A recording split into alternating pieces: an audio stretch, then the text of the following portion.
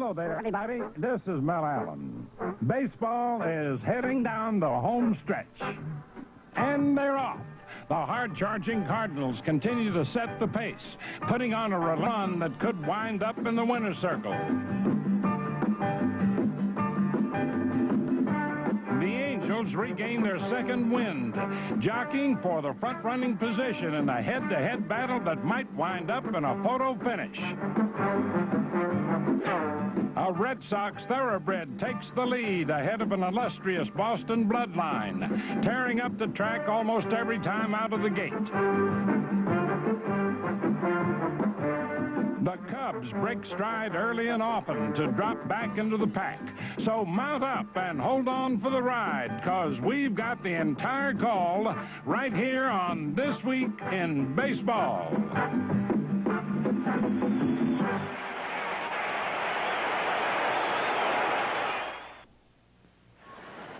National League scene. In St. Louis, the Cards reign supreme. With 13 wins and 14 games, life at the top of the East has been grand for St. Louis, and pennant fever's even higher since picking up former Red Cesar Cedeno, who's really picked up the Cards. Just been outstanding. I think he's hit almost 500, 480 or something like that, and he's had 3 game-winning hits. He's had 4 home runs, and without him, I don't think we'd be presently where we're at all. I mean, I think he's the guy that gave us the lift that we needed. You know, they asked me if I would accept the trade, and I really did. I said, yeah, of course, I welcome the trade. And, this is it's a big chance for me. And the first time that I hit, my first time up, even on the first swing that I took, I hit a home runs, and I mean, the crowd went wild. And he starts the Cardinal career. Swinging a long one. Does he start it in style? Goodbye, baby. Cesar Cedeno in his first swing as a Cardinal hits a shot deep over the left field wall, and he tags them all. And that was the first time in my 16-year Major League career that I had an ovation when somebody asked me to come out of the dugout. And believe me, I had the chill all over. And from then on, I had all the confidence that I needed of myself. And it was all that I needed. It was a little boost that I needed. And here I am. He was also there when Whitey Herzog needed to keep a Cardinal rally alive against Montreal. The Redbirds had been 5 runs down, but fought back. And in the 7th, Cedeno came to the rescue with 2 men on. An RBI single to cap off a 4-run outburst and bring the Cards within a run. 1 inning later, the Cards down 6-5. Again, St. Louis put the heat on. With a man on, Jack Clark, after a month on the disabled list, came to bat. And with a count 3-2, Clark's sock made the park rock. Swinging a long one, way back. Clark has done it. It's over the boards, and the Redbirds lead 7-6. And 7-6 it stayed, thanks to Clark's home run number 22. Manager Buck Rogers had to witness another Cardinal comeback next game when Willie McGee came up in the last of the 9th with 2 out and St. Louis down 5-4. McGee's single kept St. Louis alive and set the stage for yet another dramatic drive when up stepped Tommy Herr with a chance for RBI number 100. Fastball hits the left. It's deep to the track. Lane could be. It's gone. Tommy Herr hits a 2-run homer. The Cardinals pull off another miracle. 3 straight comeback wins against Montreal. Then more drama when Pittsburgh came in. While the rival Mets were winning their game, St. Louis needed late-inning sparks and got them from Terry Pendleton. A 2-run triple gave the Cards a 5-4 comeback victory as they went on to sweep 2 from the Bucks. Overall, 6 straight wins and the division lead. Now, on to Houston, where the cruising Astros were stalled by a red machine. Basking in a glow of a late-season revival, the Astros won 9 in a row and 21 of 25. During that stretch, they swept 2 from Los Angeles to shrink the Dodgers' first-place lead down to less than comfortable size. But then the rough-and-ready Reds rolled in, winners of 6 straight, still charging. Dave Parker attacked Astro pitching for 5 hits in the series while cashing in on home run number 29. Besides a league-leading 113 RBIs, the Cobras among the top 10 in 6 other hitting departments. Dave Concepcion used his veteran polish to rub out Houston in the finale. He went 2 for 4 while driving in 3 runs, including the game winner. As for the Reds, 2 of 3 from the Astros, 8 of 10 overall, and still in sight of the Dodgers. Pete Rose also got on the stick, raising his all-time hit total to 4,200. And with 102 hits this year, Rose set a major league record by collecting 100 or more hits 23 straight seasons. Max Venable, a member of the Reds' younger set, helped spark Cincy in one game with a pinch hit double to snap a 2-2 tie as the Reds came from behind for the 39th time in their 80 victories. Also not about to surrender was Reds pitching. Reliever Ted Power short-circuited Houston with a save in one game and a win in another, as Cincinnati raised its record 15 games over 500 for the first time in 4 years. Tom Browning kept the Reds' pennant flame still flickering when he beat the Braves for win number 10 in a row. The victory also lifted his totals to 19-9, tying a team record for most wins by a rookie. Now, it's time to open the notebook for this week in baseball's Twib Notes from around the National League. As Pedro Guerrero goes, so go the Dodgers. Pedro powered L.A. into first place with a record 15 homers in June, but during his recent 17-day injury absence, L.A. played only 500 ball.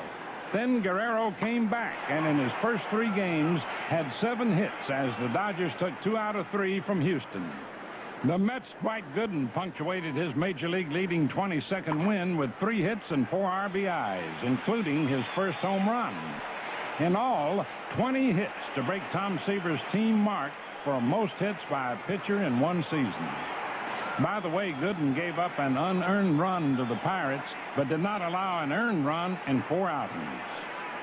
In the same game, Rusty Staub batted for Gooden in the 8th inning and singled for career pinch hit number 100, only the 10th player to ever reach that milestone. The Phillies' Mike Schmidt entered the record books in a game against the Mets when he smashed home run number 30, becoming just the 4th player in history to hit 30 or more homers 11 times. That put Schmidt in company with Babe Ruth, Hank Aaron, and Jimmy Fox. Now it's time for this week's quiz, brought to you by Nissan, builders of high-quality cars and trucks for over 50 years. Cardinal Vince Coleman has set the league on fire with a rookie record 105 steals. And get this, he has swiped more bases than 5 teams in the league. With Willie McGee also on the loose, the two have combined for 157 steals, just 3 shy of the big league mark for most stolen bases by 2 teammates in the season. Now, for this week's quiz, can you name the teammates? Stay tuned for a pair of expos. American League sizzle. In Anaheim, the Angels reignite. With a harvest moon shining on California, manager Gene Mauch and company took a shine to their bats and swept 3 from Cleveland with hits and runs galore.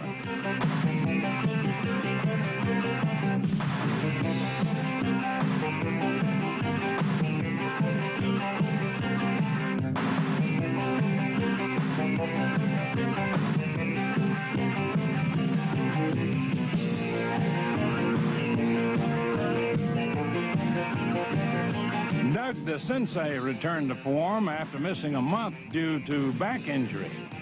He cracked 2 3-run homers in back-to-back games while driving in 8 runs in the series as the Angels reclaimed sole possession of the West Division lead.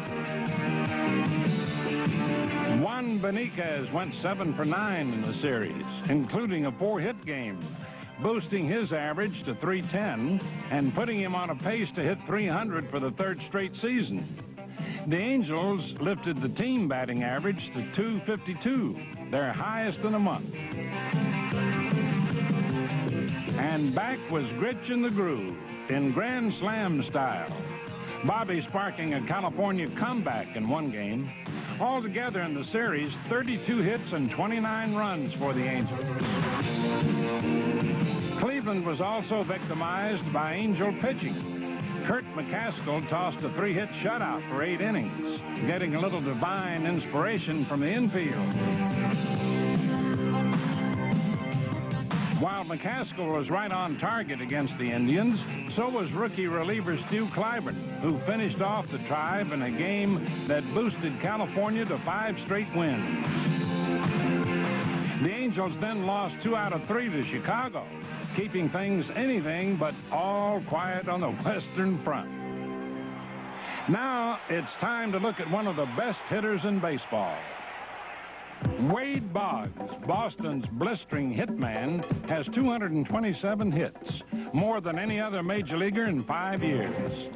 And in a game against Detroit, the astonishing Mr. Boggs broke the club record for most hits in a season set by Tris Speaker back in 1912.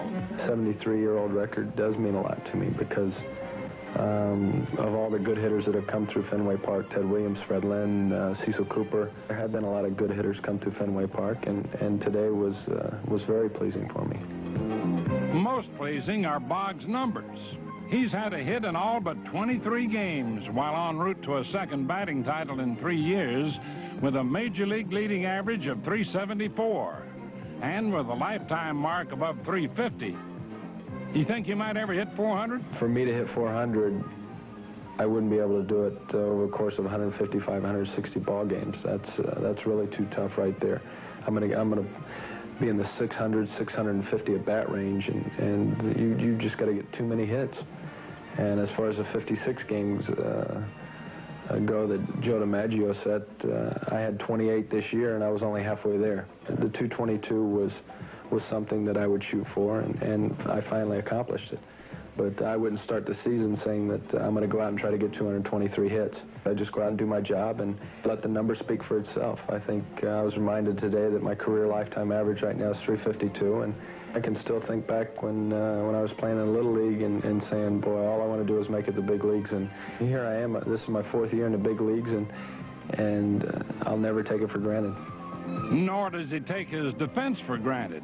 Once thought of as a liability, Boggs' hard work at third base has paid off, and he's now considered a defensive asset as well. The main thing that I've got in the back of my mind is to become a complete ball player, and in order to do that, that's fielding and hitting. I think about who's coming up, where to play them, line myself, whether or not they hit the ball in the hole, whether or not they hit the ball down the line, how we're going to pitch him, whether we're going to pitch him in, pitch him away, and take extra ground balls, 20, 25 minutes a day extra on ground balls, and it's paid off. Hopefully that the Gold Glove's not too far around the corner. Nor is this year's batting crown, in which he's been battling third baseman George Brett. Boggs is well ahead of the hitter he most admires. He's the guy I look up to. I feel that he's got the most ideal swing in baseball, and that's what I'm trying to pattern myself after, and eventually, hopefully, I'll have his swing one day.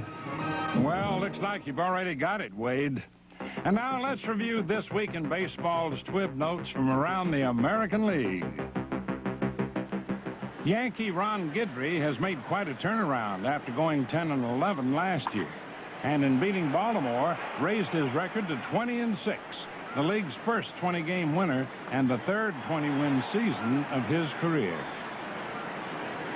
Blue Jay Dennis Lamp is a big reason Toronto has the best record in the majors. With a perfect 11-0 mark, the Jays' middle reliever has been quite a standout, helping turn the once beleaguered bullpen into a real saving grace for the pennant-feverish Blue Jays. 38-year-old Darrell Evans of Detroit boosted his home run total to 37, taking over the league lead. Then 37-year-old Carlton Fisk of the White Sox also hit number 37. If either wins the home run title, he'll be the league's oldest home run champion ever. Now, let's swing over to the answer of this week's Nissan quiz. Montreal's Rodney Scott and teammate Ron LaFleur hold the Major League mark for most steals by two teammates in one season. In 1980, LaFleur lit up the base paths when he led the league with a club record 97 steals. Teammate Rodney Scott was also in the running, and together they stole 160 bases. But Cardinals Coleman and McGee seem a sure bet to break that mark. Loosey Goosey is the name of our next fun-filled refrain. So get in the swing as big leaguers do their thing. The object is to make the throw by letting go with the old heave-ho. But sometimes the ball has a mind on its own. Off it goes to another zone. And before you know just where it's got, the ball simply is not where it ought. This silly stuff is contagious. Seems there's no end to the outrageous.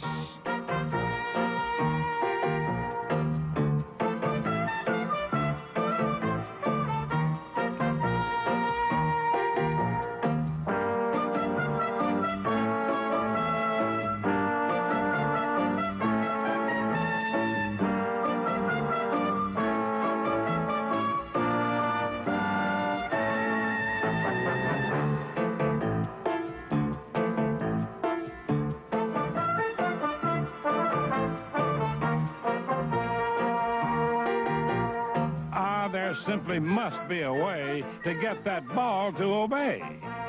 Just be patient. The end is near. In fact, it's time to head on out of here.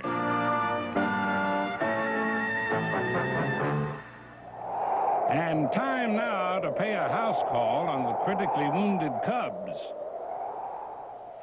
Last season, the Cinderella Cubs rose from rags to riches with their first title in 39 years. Cubs are the champion! The Cubs are the champion! The Cubs win! Look at that mob scene! But the champs of the National League East turned to non-contenders this year. Elation became frustration and headache. So many aches, in fact, the Cubs were listed in critical condition. With 11 players disabled, Chicago used 97 different lineups in 147 games. In fact, things got so black that at one point, 4 starting pitchers were out of action. We did have high hopes, and I think the guys down on the field had high hopes, and I know our fans had high hopes. We even thought when Sarge and Bobby went down and Sut went down, we still thought that we could overcome that. But as guys kept going down, particularly the pitching staff, as it collapsed, there was just no hope. Rick Sutcliffe, last year's Cy Young Award winner, was a Cub casualty 3 different times, the first in mid-May. I hit a ground ball to first and thought I had a chance to beat it out, and I felt my leg tighten up on the way down there. In the last couple of steps, I tried to beat the throw, and when I did, something tore in there. And they told me that I'd torn the hamstring and was going to be out for a while. But even after coming back, Sutcliffe found it difficult to regain his form. I wasn't able to use this leg a whole lot, and because of it, it started putting a lot of strain on my shoulder, and I wasn't throwing the ball as hard as I was early in the year, and because of that, I started getting hit a little bit. And after they got me a couple straight times, they got me in Philly, and then come back here against Pittsburgh, they hit me pretty good. They put me on the disabled list for the second time. Scott Sanderson became the last member of the starting rotation to fall when he strained a ligament in his right knee. My knee just buckled. I knew the minute that I had thrown the pitch that it would be my last one for the season, but once it came out of the cast, now I'm able to do rehab on both legs and get my right knee strong, and so far everything's going great. Not so for the Sarge, Gary Matthews, a key member of the Cubs, who's missed almost 2 months as a regular. My injury was an injury that occurred over maybe a course of 5 years, and I actually had a bone spur that was on the outer edge of my knee, and what the doctor did, is went in and removed that with the arthroscopic surgery. There's no question that it is frustrating, but knowing that you're able to work your way back, it makes you feel that much better, and I do feel good about that, as in most of the guys that have sustained injuries over the year of 1985 has just been a disaster year for us as far as with the injuries, but just like I said, as long as you're able to work yourself back, then there shouldn't be that much of a problem, and next year we can just go out and prove that we're the team that we were in 1984. We all have to get over 1985. It's going to be a difficult thing for me to do. It's going to be a difficult thing for our players and managers and coaches to do. We've done a lot of thinking about why it happened and the reasons behind it, but it was something that we just couldn't overcome. Bruised but not broken, the Cubs now look to 86, hoping to get back on the mend and turn the corner to prosperity. Now it's time for an Old Spice salute, brought to you by 24-hour strong Old Spice deodorant and antiperspirant. This week, Old Spice salutes Montreal's Andre Dawson. Knocking the daylights out of Cub pitching, the Hawk hammered 3 home runs in a 17-15 romp at Wrigley. Dawson smacked 2 of his homers in the 5th inning while driving in 6 runs to tie a Major League mark for RBIs in 1 inning. Altogether in a 4-game power spurt, 7 home runs to push him above the 200 home run mark for his career. Congratulations, Andre. And that's all for now, folks. See you next week on This Week in Baseball.